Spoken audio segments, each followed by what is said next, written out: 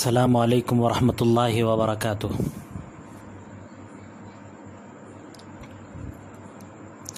جھینگا کھانا جائز ہے یا جائز نہیں ہے،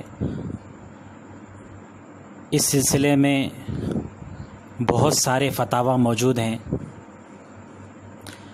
بعض علماء اکابر نے جھینگے کے کھانے کو مکروہ کہا ہے، بعض لوگوں نے اس کو حرام بھی کہا ہے، اور بعض لوگ اس کی حلت کے قائل ہیں، یعنی اس کو حلال کہتے ہیں کہ جھینگا کھایا جا سکتا ہے، جھینگے کے کھانے میں کوئی حرج نہیں ہے۔ مسئلہ اس سلسلے میں دراصل یہ ہے کہ جھینگا یہ مچھلی کی قسم سے ہے یا یہ کوئی سب سے پہلی بات تو یہ ہے کہ جھینگا ایک دریائی جانور ہے، اور جتنے دریائی جانور ہوتے ہیں، دریا میں رہنے والے جانور ہوتے ہیں، ان جانوروں میں صرف مچھلی حلال ہے، اور جو مچھلی نہیں ہوتی ہے وہ حرام ہے۔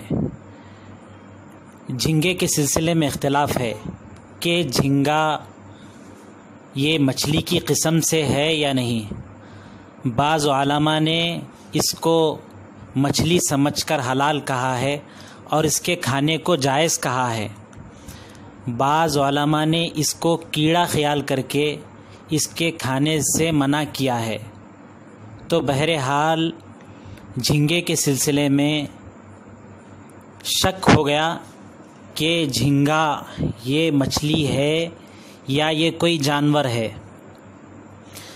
البتہ اس کا مچھلی ہونا اصل ہے اور اس کے کیڑے ہونے میں شبہ ہے۔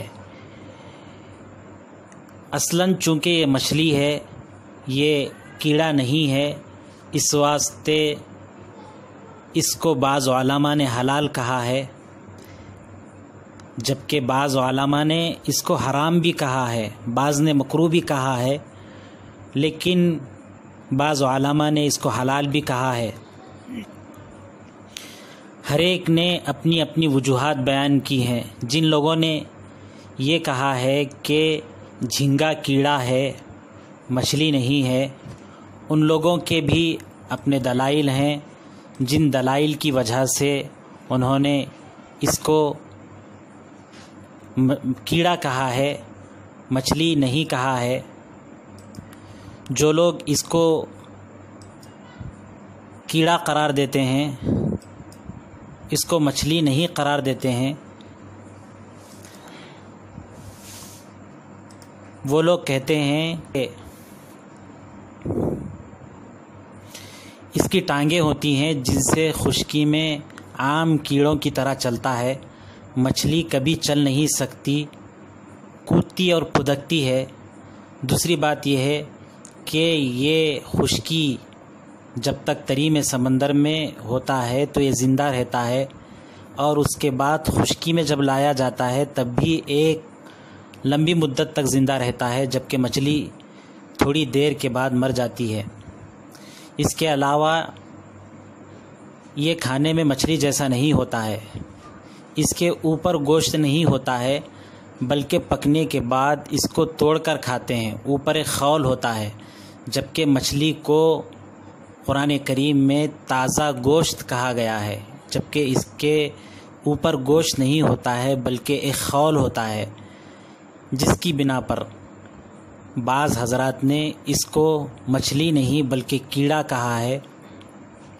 اسی طریقے سے ان لوگوں نے یہ بھی بات کہی ہے کہ جو مچھوارے ہوتے ہیں وہ کہتے ہیں کہ مچھلی کے پیٹ میں انڈے ہوتے ہیں، اور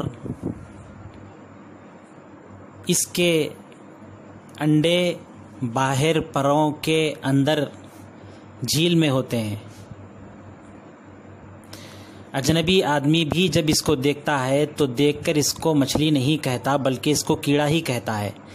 یہ تمام وجوہات ہیں جس کی وجہ سے بعض علماء نے جھینگے کو حرام کہا ہے، لیکن تحقیق کے بعد بعض علماء نے اس کو حلال کہا ہے، اس کے کھانے کو جائز کہا ہے، کیونکہ اہل لغت اور جو لغت کے جانکار ہیں، جو مبصرین ہیں، جو ماہر حیوانات ہیں، ان لوگوں نے اس کو مچھلی ہی میں شمار کیا ہے۔ اس لیے لغت کی جتنی کتابیں ہیں تمام کتابوں میں جھینگے کو ایک قسم کی مچھلی کہا گیا ہے۔ اس واسطے یہ لوگ کہتے ہیں کہ جھینگے کو حلال ہی کہنا چاہیے۔ جن حضرات نے جھینگے کو حرام کہا ہے ان لوگوں نے اس کو بطور احتیاط کھانے سے منع کیا ہے۔ اس لیے فتویٰ یہی ہے کہ جھینگا کھانا حلال ہے اور بچنے میں تقویٰ ہے، طہارت ہے، اور تقویٰ کمال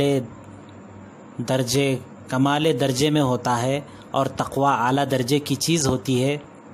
اس لیے اس کو بالکل حرام بھی نہیں کہنا چاہیے، بلکہ یہ دیگر مچھلیوں کی طریقے سے ایک قسم کی مچھلی ہے، یہ حلال ہے۔ البتہ چونکہ بعض علماء نے اس کو حرام کہا ہے یا مکروہ تحریمی کہا ہے، جس کی بنا پر اس کے نہ کھانے میں بہتری ہے، ورنہ کھانے والے کو برا نہیں کہا جا سکتا، کھانے والے کو معتوب نہیں کیا جا سکتا۔